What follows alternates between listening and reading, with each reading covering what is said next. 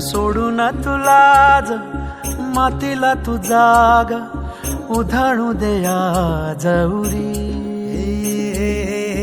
उजाडू दे आज साकड हे माग होऊ दे पहाट नवी.